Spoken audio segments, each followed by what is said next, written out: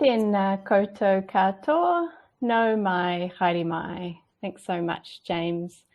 My name is Hannah Dahlke. I am a Creative Spaces funding advisor for Putanga Toi ki Aotearoa, Access Aotearoa. I'm a Pakeha woman with long brown hair, and I'm wearing a blue and white top with a dark blue cardigan. Behind me are a couple of houseplants and a window looking out to the trees. I use she, her pronouns. I'm joining this hui from the Tasman region of Te Tauihi, the top of the South Island. I was born and raised here and have ancestors who trace back to England and Europe. And my immediate whānau hail from America. So here we are for the last session of day one for the 2022 Ngā Wahi Awaha Creative Spaces Conference. Big welcome to everyone. It's really great to have you tuning in. And also a big thank you to all of the speakers we've had so far today. And for that wonderful dance activation with Sumara from We Dance. It was very much needed, I think, at this point of the day. So it's an honour and a privilege to be here today to be providing support for this afternoon's discussion. And as James mentioned, this session is called Access Employment, Creating Career Pathways. And we have individuals from 3 different creative spaces with us to share their journeys, insights and learnings. And we also have Dan and the team from Connect, it's the New Zealand Sign Language Interpreting. So thanks for joining us today as well. So firstly, we'll hear introductions from each creative space and hear more about the work that they do and the communities that they engage with. Then we'll move through some prepared question prompts to dive deeper into this topic. And near the end, we'll hopefully have time for a brief Q&A. So do pop any questions that you have into that Q&A tab in the conference app. So in the virtual room today, we have Lynn, Josie and Michael from Jolt Dance in Ōtautahi, Christchurch. We've got Mandy from Kākano Youth Arts Collective in Tamaki Makaurau, Auckland, and Sally and Joelle from Hobson Street Theatre Company, also in Tamaki Makaurau. So kia ora to you all and welcome. So first up, I'm going to pass it over to you, Sally, to tell us a little bit about Hobson Street Theatre Company and the work that you do. Thanks, Hannah. Kia ora koutou, ko Ngāti Pākehā, tōku iwi, ko Orotia, Tamaki Makaurau, tōku kāinga, ko Sally Barnett, tōku ingoa. I just want to echo your words, Hannah, to acknowledge all the speakers that have come before us today. It's been a wonderful day, and myself and Joelle are from the Hobson Street Theatre Company, and we're also representing all of our members and our artistic director Bronwyn Bent, who isn't here with us today. Would you like to? Kia ora koutou, Nisambula Vinaka. My name is Joelle Thacker. No Fiji aho, rawa ko Ruapehu, rawa ko Taranaki. I'm feeling very, very grateful to be here today. I managed to catch some of the other speakers during the day. And there's been some wonderful thoughts and ideas and practices on how we can better produce artwork that talks to all different types of communities in our land. We're aware that we need to visually describe ourselves as well. So I feel a bit like your description double today, Hannah, but I am a Pākehā woman in my 50s, and I have a blue and white shirt on and long dark hair in a ponytail. And I am an albino Fijian. I'm wearing a Fitness 45 truckers cap, which is a little bit ironic. And I've got probably a weak stubble, which I'm trying to grow a beard for a show. And I think I might have left it too late. And coming to you from Tamaki Makaurau, from Joelle's flat, just off Queen Street. So it's a beautiful day up here. Hobson Street Theatre Company is a theatre company that was developed in 2010 in partnership with the Auckland City Mission. So our vision is to use theatre as a way to share stories of those with lived experience of homelessness, or people who live in financial precarity of some sort. So we started in 2010 with all of us as volunteers, and we ran weekly drop-in sessions up at the Auckland City Mission. And then slowly as we grew, we started to be fortunate enough to be funded by Creative New Zealand, Foundation North and others, until the point where we are now, where we received the Creative Spaces funding from the Ministry of Culture and Heritage last year, so that we are now able to extend our outreach work into the community. Yeah, anything you'd like to add? No, I'm pretty good with what you said. Okay, great. So as we are currently, we have a professional theatre company, and just to clarify, I heard what James Nakisi was saying before around, you know, people being paid in their roles. When we're talking about career pathways today, we very much are talking about the distinction between unpaid and paid roles within our company, and how we create a structure around what those roles are, and how we kind of create a scaffold so that people can move through into those roles from beginning as participants. That is enough from us. Kia ora, Sally and Joelle. It's great to have you here. Mandy, I know you're having some internet connectivity trouble, so it's great to see that your video is up and running now. That's wonderful. So, Mandy, if it's okay, I'd like to just pass it over to you to tell us a little bit about Kakano Youth Arts Collective and to introduce yourself. Yeah, absolutely. Kia ora koutou. Apologies for me sort of running all over the estate trying to find a good spot to come through nice and clear. So I'm a Pākehā woman in my mid-40s. I am currently in a very busy office space with lots going on around me. I'm wearing black. I've got sort of medium long brown hair and some bright red lipstick on, just for kicks, just for the audience. So I am the director of Kakano Youth Arts Collective. We are based at Corbin Estate Arts Centre in West Auckland. And we started as a pilot program in 2013, recognising the need for some of our more vulnerable young people to have a space to engage creatively and really just have a chance to express themselves. I, in 2013, was the arts education manager at Corbin's, and I was getting lots and lots of phone calls from police, social workers who were working with young people, and I was getting phone calls asking me if we had any programs which might suit them, and short answer was we didn't. So after one too many of those phone calls, I stretched my job description as far as it could go, and I got some funding from then Child, Youth and Family and ran a pilot program with 5 young people who had come through the justice system. It was so successful that I quit my job, jumped in boots and all, and now nearly 10 years later, we're thriving. So we have around 15 young people aged between 12 and 22. We have a fantastic gallery, which we're very proud of. It's just recently opened in March, and our gallery houses all of the work that we make in our studio. It's run by our young people. It's sourced, all the work is sourced from what they've created, and a large percentage of the profits go back to them. So we're really proud of that, and that's also helping to uplift the entire community as well. It's a low socioeconomic area, so it's somewhere that we want to invest a lot of energy into.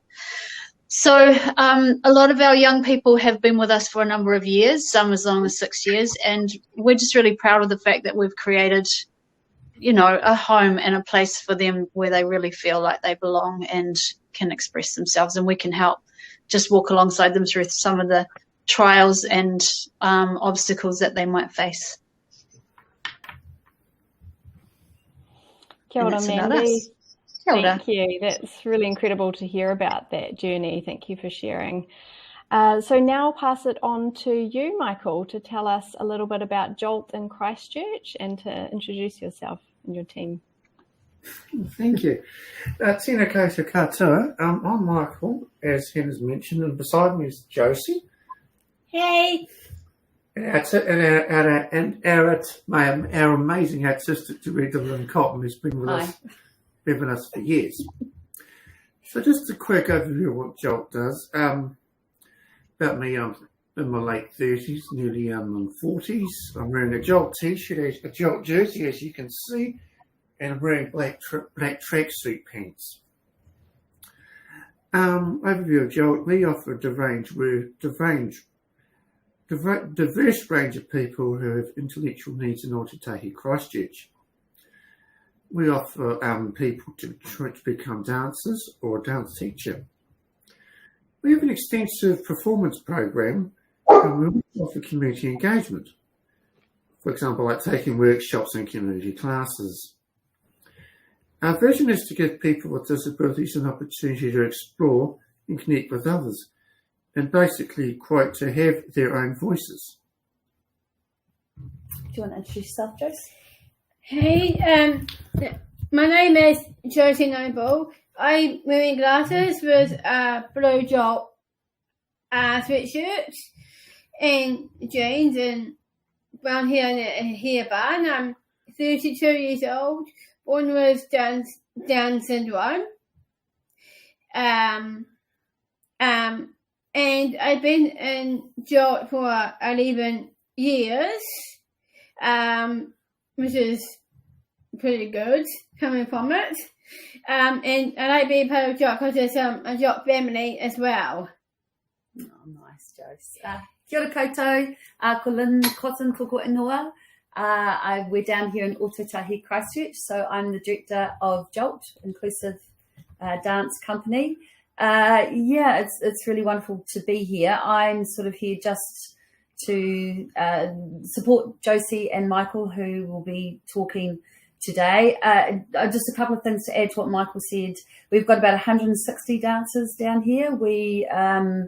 Our focus is on training for people to be dancers, and we've got a special program for them to be dance teachers as well. And so all of our dancers have intellectual disabilities, and we work with a really wide range. Our community is really beautifully diverse, and we love it. And I'm really proud of these two, and I'm just happy to be able to work with this community. So thanks for the opportunity to be here. Kia ora, Michael, Josie and Lynn. It's wonderful to have you here. So great. That was awesome to hear a little bit about the mahi and the work that you all do. As you all know, the sector is made up of a really wide variety of creative spaces in terms of different communities of focus, different ways of operating and running, and differences in creative medium offered. So it's great to hear about some of that variety come through just now, and also hear about some of the clear threads that connect you all as well. So now I'd like to dive a little bit deeper into what career pathways actually look like within each of your organisations and how they came about and how they were implemented. So Josie, I'd love to bounce back to you.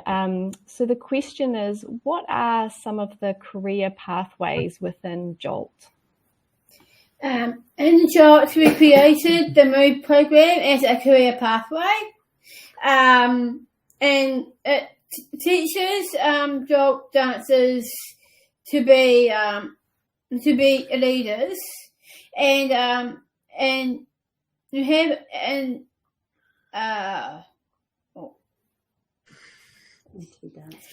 how to be dance tutors. And it's the first course in New Zealand that's offering this with people with disabilities, and it's actually quite cool of doing it. Mm-hmm. And as part of this course that we are doing, we learn skills in teaching, assisting, and planning. And we have community classes that come in during the day in the course. and that we teach and assist people in.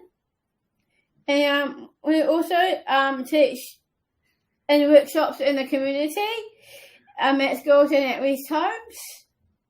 And we have a new thing that's going on this year called the Disability Leaders, which is for some of the Move tutors have become disability leaders this year in job classes. And there's anything that's happened is a paid job as well.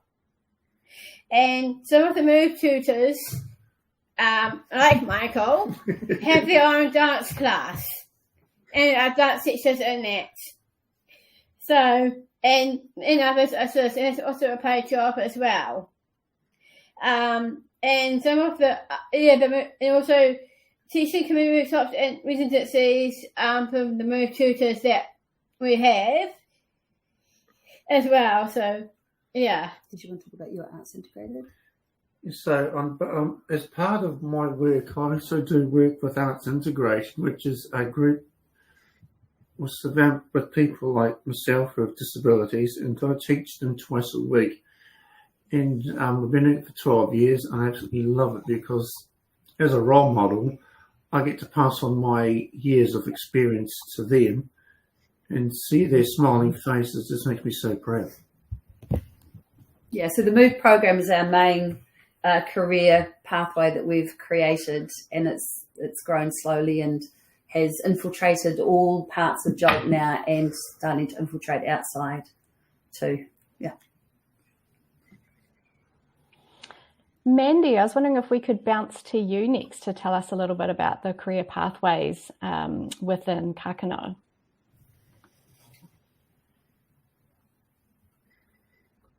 Looks like you're still on mute, Mandy. Our main direction, I would say at the moment, is our gallery. So we've currently got 8 young people working in our Kakano gallery, and it's open 5 days a week. We've also just put a coffee machine in there, so they've all had training in making fabulous coffees. So that in itself is a whole lot of new skills and new work experience to go on their CV. We also have a wonderful relationship with Unitec, so we've sent a number of our young people off to study, and we walk alongside them with the help of some really good connections with tutors at Unitec, so that we can just keep in touch and make sure that they're keeping up to date with the schoolwork and understanding all the briefs. And if there's any issues, they'll come to us in the first instance, and we can help to work through that. We also have, wherever possible, we're really trying to individualize each of our young people's journeys and just work with them to figure it out, to figure out what the next steps are. So we've sent some of our kids off to work in the film industry. Some just go into jobs that are a little bit more hands-on. So a few of our boys have gone into the building and the scaffolding industry. We're really fortunate that we have a youth support worker who can help to facilitate and create some of the connections.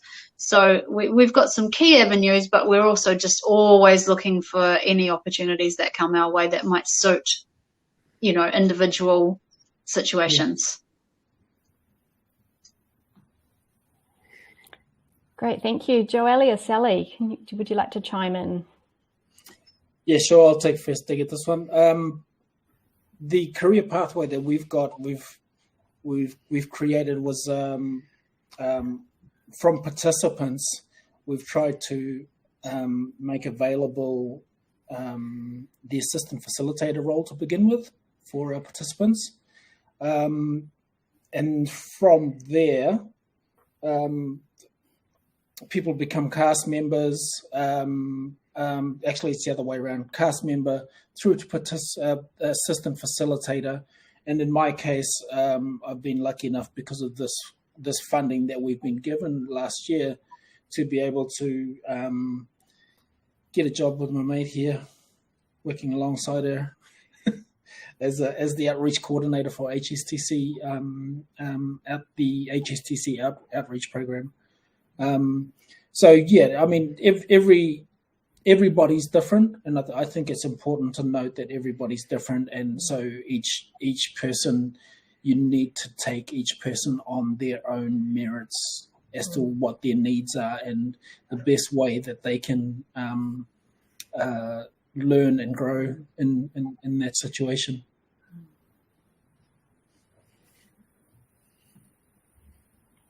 Wonderful, thank you. So that was all really interesting. So we've heard a lot about the what now, and we have a bit more of a clearer picture of each of your organisations' work in this area. So now I think it's important to dive deeper into the why. Why did you all decide this was a priority? Were there gaps? Was it in a response to something? So just opening up the floor now for anyone who would like to dive in and answer that question.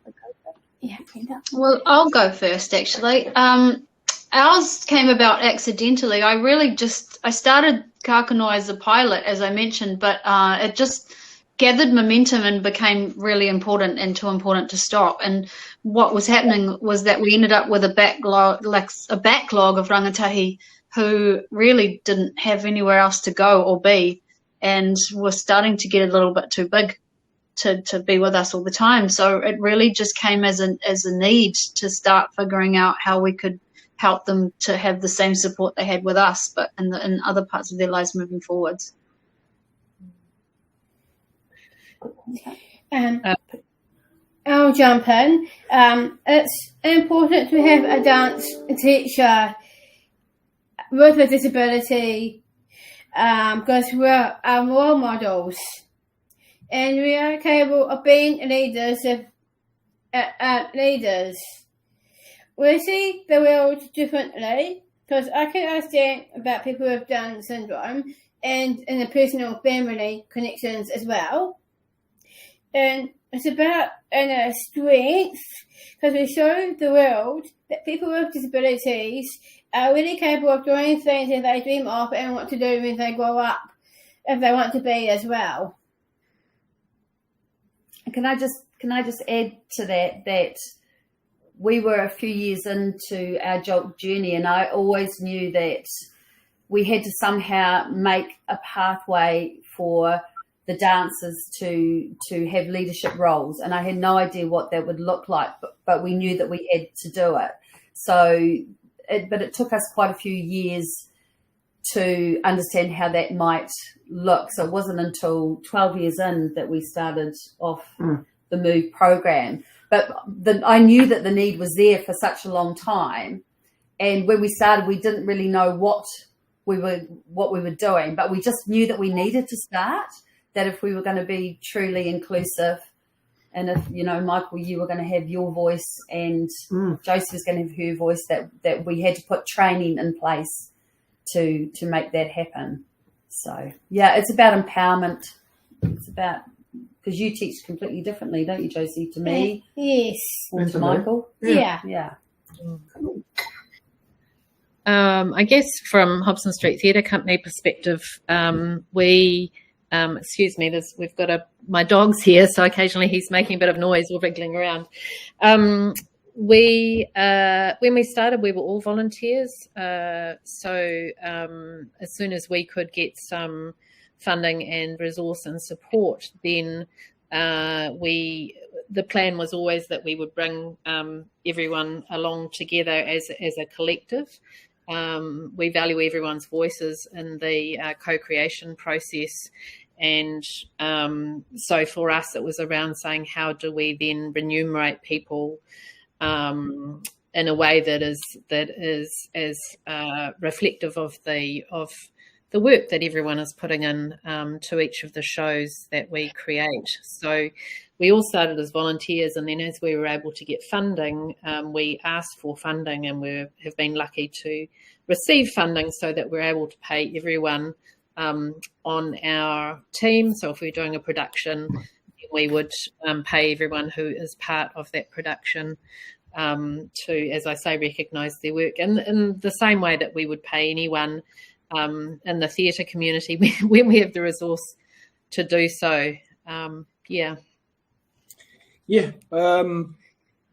can only back up what Sally's saying in terms of like what we found is that everybody who's been on shows or have become assistant facilitators have really appreciated the opportunity to be paid a competitive, fairly competitive wage for whatever that role is. And now we're about to take one of our other shows on the road next week. And again, we're in a situation where there's a few people that have only come on board in the last year. Well, one or two people. One's only been on board for a month. And already we've, as part of the Hobson Street Theatre Company performance side of it, already having the opportunity to be able to be in that situation where they're getting remuneration for their work. Thank you. There's some really important points coming up in this discussion so far. Something I think that will be interesting to our audience today, which has been lightly touched on already, but is just around some of the challenges or barriers that you might have encountered when implementing some of these programs. Lynn, you spoke a little bit about, the time that it took around that. And so I'm just wondering if anyone would like to elaborate on some of the challenges that you encountered. I think for us, it really is the unknown. There were no models to follow. There was, not that I particularly am into models, but there'd been nothing done before that gave us the pathway to follow. And I remember, because Michael and Josie, you were both in the first class that we started up. Yeah. And I can remember, because Nay and I knew that we had to set something up. We had to invest in training, and we had to allow time. It wasn't something that we were just going to create a role, put somebody into and tick the box. We had to empower as opposed to just create a space for. And when we started teaching in the one day, we had no idea what we were going to do, but we learned. And we grew really, really slowly. So I always feel like we're playing catch up, and I'm really proud of the fact that now that we're in a position that we can pay people. So these guys have been working really hard to become teachers, and now that we can actually give them at least some pay. But the dream is to be able to pay people full time, and that it's your permanent job. So. Funding is still definitely an issue, but yeah, I suppose the challenge was in just what was the journey going to look like, and being brave to take the first step and allowing ourselves to fail was really important. I don't know. What do you guys think? Yeah, even though I found had in the first notes that I had that came out with funding as well. Oh yeah, funding, yeah. Yeah, and with COVID lockdown, so it's quite tricky as well. Yeah. And getting the time on in some activities, you get stuck on and stuff. And pushing with how problems that got in the way a bit as well, and still getting shy at times around new people when they come in and stuff like that. That's always been a challenge for me. Yeah, nice. That's just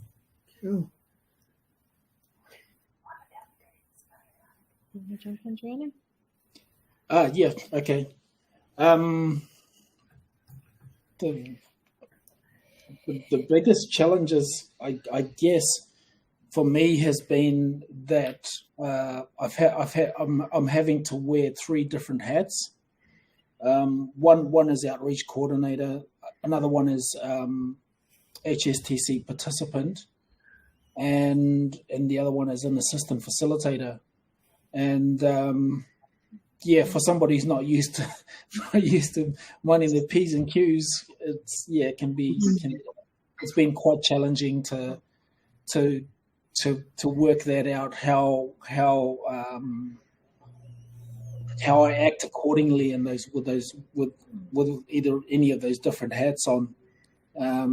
But it's a really good challenge, and I'm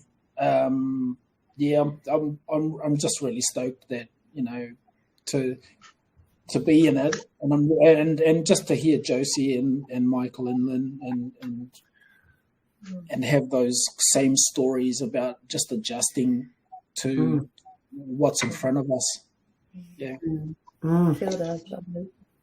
I'm going to pick up the keyword funding. Sorry, did I just interrupt you then? I think we can all agree that funding probably is something that we struggle with. And I know from our perspective, we don't have enough of it.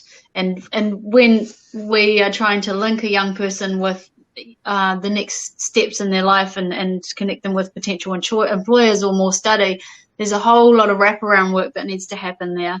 I spoke to somebody about this the other day, and I sort of compared it to this, the saying, if you give a man a fish, he can eat for a day, or you give him a fishing rod, he can fish forever.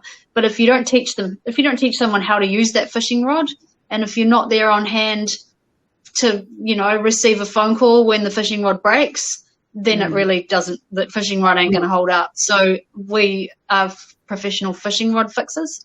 So we are just always on hand to try and help remove some of the obstacles, and that costs money.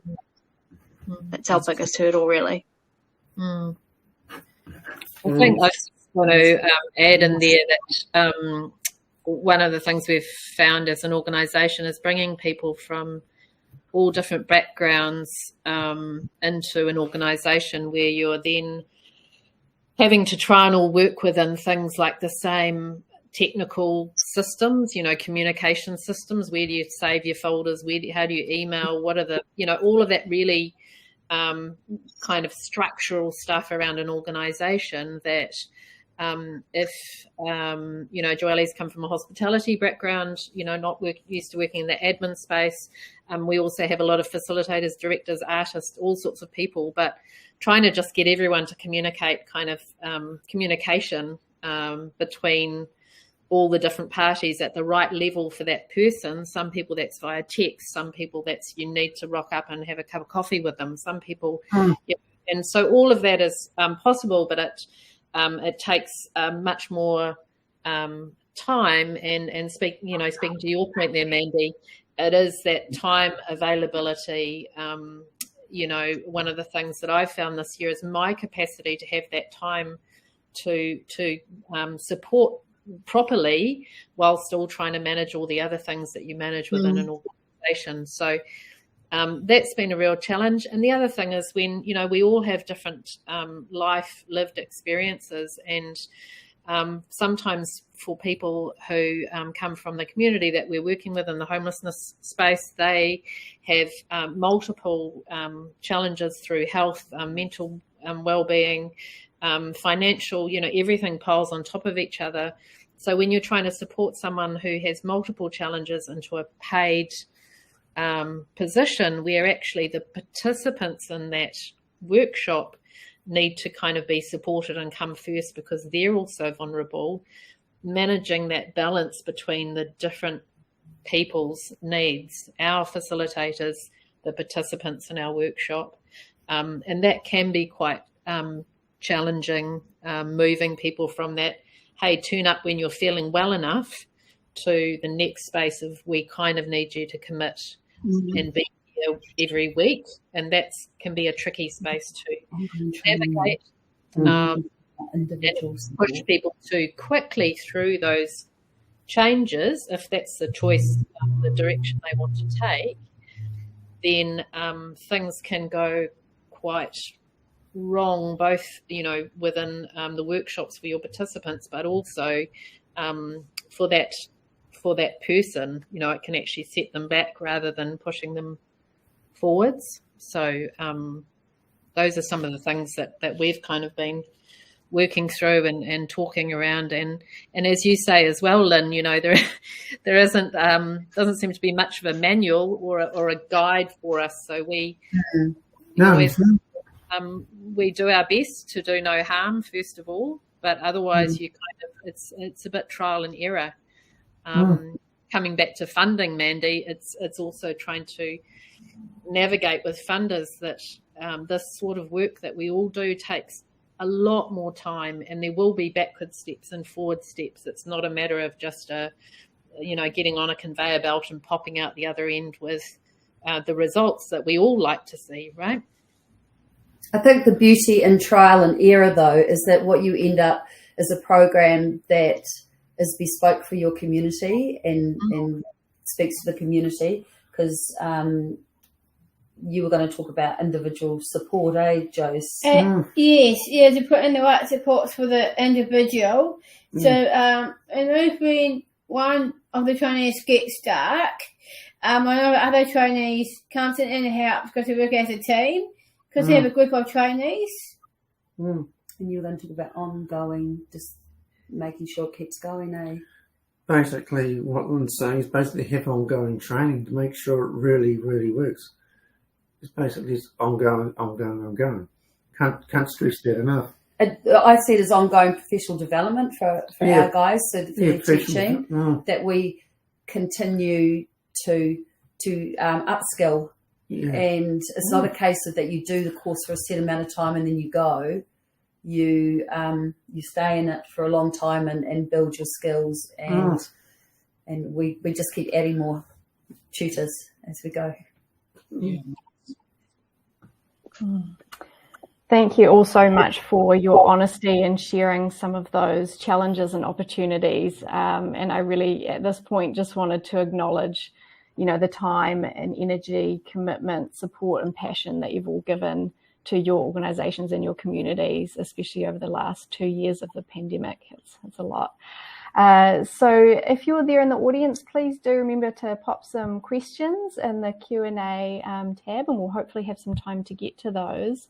But I just wanted to pose to our panelists here, with your combined knowledge and experience in this topic, I'd love for you to share some more tips or advice to those creative spaces who are perhaps interested in implementing a career pathway for their artists, but haven't done so yet. So just opening up the floor for tips and advice. Well, I guess ours comes down to good networking and communication. So first and foremost is conversation with our rangatahi to see what's important to them and what's going to work for them, and then looking for any options or any partnerships or connections that we can make that might help facilitate that. It's pretty organic in our instance. We really do just try to create links wherever we can and help sustain that relationship. I would totally echo that, Mandy. We rely very much on our community partners, so the Auckland City Mission being our primary partner, but we're working with several more community partners to, while we come in and can work from a theatre facilitation perspective, we certainly do not have the capacity to or the skills to offer the wraparound support to all of our participants. So it's very important to us that we have people sitting alongside us, like the Mission, who we can refer people to if there are things within a theatre setting that we sort of say, hey, look, this is beyond the scope of what we're able to manage. So partner organisations are absolutely critical for us.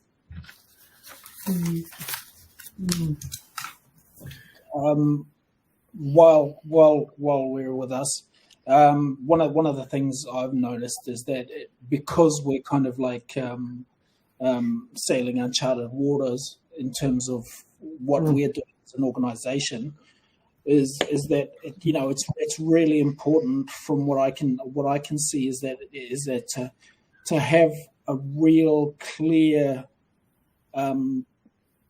guideline or conversation with whoever it is that's stepping into whatever role or a situation where they're needing to be more responsible or have responsibilities as part of that there are a clear lines of communication and clear guidelines that people can come back and have those conversations on a regular basis, and if need be, and it doesn't matter how many times those questions can be asked or something needs to be shown, as long as those clear guidelines are there, I think it just makes it easier for all parties involved to move forward together. And I guess just to add to that, one of the things that we've found is that, not everyone wants to move from that drop-in participant role into a more role of more responsibility, nor are they ready to. And we have had a couple of times where we've included someone because we've thought that they're ready, but actually they weren't ready. That was something that is obviously a learning for us, and will be an ongoing learning for us. When is someone ready and well enough within themselves to take the next level of responsibility, or actually are they getting what they need and want at the time from our drop-in sessions that have no responsibility, and you can just turn up when you're ready and enjoy the session. Just like to summarise that we started small and we just built up and we're just really, really big. And in summary, we started doing workshops in 2017. Like Josie and I started teaching in schools with Lynn and Renee, pushing play on the music. Me and Rochelle, who's not here, but her and I started our Jolt class in 2019. And just to summarise, and this year, 8 of our 11 classes have a DL tutor in it, which means a disability leader. He or she can take activities with assistance from the main tutor or the assistant in that class. Yeah, so starting small, eh? Starting small and growing and just growing. Taking little baby steps. And investing in training. Yeah, investing in mentoring and training is massive for our community because we're playing catch up. Yep, we said, yeah. Wonderful. Thank you all. Just before we wrap up, one more little thing. I think it's really important to know what you don't know as well, and bring in others that can help in the area wherever needed. There's some really great little nuggets of wisdom there, so thank you. So we've got some really great questions coming in that I'd love to pose to you all. So we'll start with the first one at the top there. Do you have any thoughts or ways you manage remuneration for your community members without impacting other potential support they are receiving, so they can still continue their paid creative practice? So opening that up to the floor. Yeah, I can jump in there. We're going through that at the moment. We're about to take Hobson Street Theatre Company on tour. And so all of our company members are paid. Several of our company members are on benefits with WINS, and so they're only able to be paid a certain amount per week without that impacting their benefit. So the simplest way we do that is just to have a conversation with each person and say, what's the best way to support you with your situation. And so for some people, we pay them under the current WINS. I think it's $160 a week. So we pay them weekly under that amount, but for a long period of weeks. So that doesn't impact on their other income. For other members, that's not a problem. They manage that themselves, and we pay them as we would anyone else.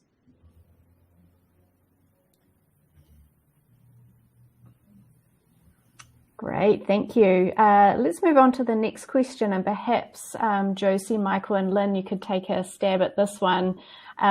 Would love to know the next step or milestone, what type of support is useful for taking people on this journey from participant to presenter or employment with your organisation? What have you needed to become a teacher? What have you needed? Needed ongoing regular training to become a teacher. And what did you just say to me before? And I was going to jump in and say, don't underestimate us. Because even though that's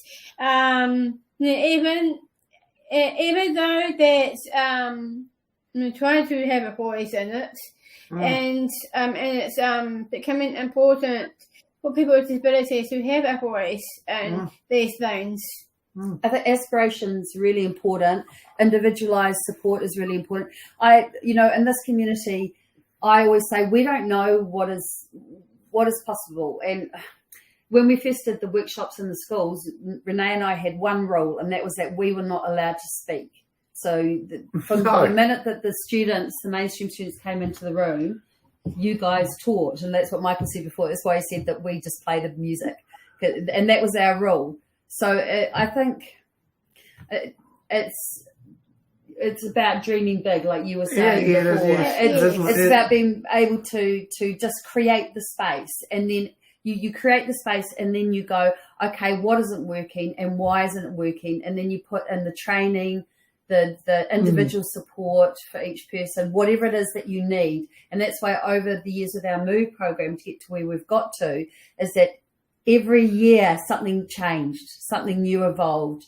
We pushed the guys in a different direction, or we created a new leadership opportunity. And some worked, some didn't so much, but it's just creating the space first and then being really critically reflective within that space. Does that make sense? I hope so. I hope it answered the question. Absolutely. Thank you so much. And it looks like we've got Mandy back. Great. I think you just dropped off for a little bit. So we're just having such fantastic internet connection here. It's just, go technology.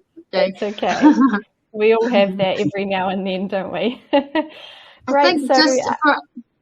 I just wanted to add in about how important it is for us that our rangatahi are at the centre of everything that happens, and I think probably it's the same for all of our organisations, that and for our kids it's quite novel to them to be empowered in that way, and it really everything builds on from there. Absolutely. Great. Next question we have up there is, would love to know the next step or milestone that each of you are excited about in growing these kaimahi opportunities. What do you want to do, Michael? What do you dream of?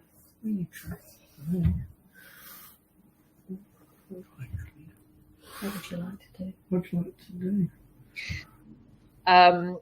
If I can jump in there, I think we are incredibly excited about Hobson Street Theatre Company having been invited to an international festival in March next year. So that will be a giant leap for all of us. We have 10 of us travelling at the end of March next year to an international community arts festival in Rotterdam.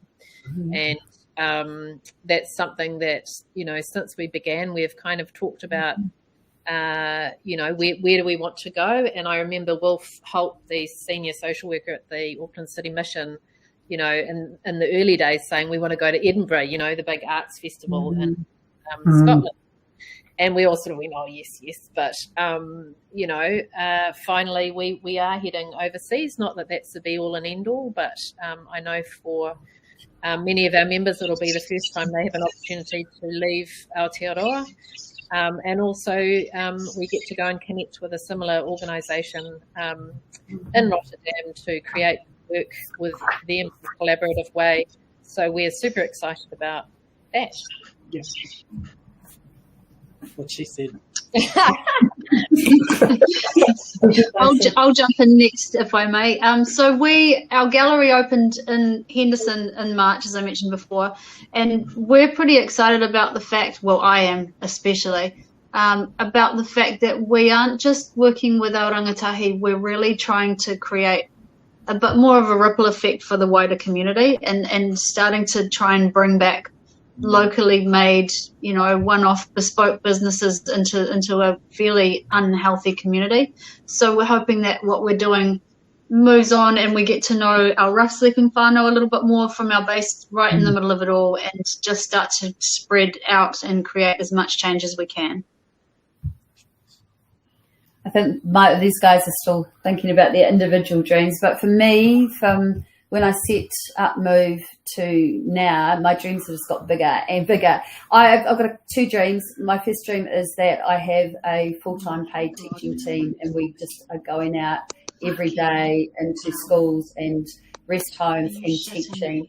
And then my other dream is that Rochelle and Michael, who are sitting here, are going to be teaching the other teachers in Jolt. So they're going to be teaching me. They're going to be they've got to have developed their own practice to such an individual extent that they'll be teaching me. That's my dreams. Have you got dreams, guys? What do you want? Did you think something, Joseph? Any dreams? I can't think of any, actually. Can't think of any at the moment. What about you, Michael? Oh, I choreographed some new works because in October this year I choreographed my very first piece for my class, and it was a very interesting time. Yeah. So more choreography, Michael. More choreography for me. Wonderful. Thank you all so much. We're actually nearing the end of our session now, and I noticed there's quite a few more questions there. If you would like to get hold of any of the speakers in this panel to ask your question, if it's gone unanswered, or just continue the conversation, please feel free to contact them via the contact info on their websites, and these have all been hyperlinked there in the app with their session bios. And I also see there's a couple of questions in particular about funding, which is often something that's at the top of everyone's mind. So tomorrow we do have a session with Megan Thorne in the morning, I believe, and she will dive a little bit more deeper into the funding topic. So I just wanted to say kia ora ratu, Mandy, Josie, Michael, Lynn, Sally and Joelle. Thank you so much for sharing your wisdom and expertise in this topic with us all today. Definitely some important points, food raised for thought. It's been incredible. So passing it back over to you, James, to close us out for the day. Kia ora. Lucky too. Thank you, Hannah.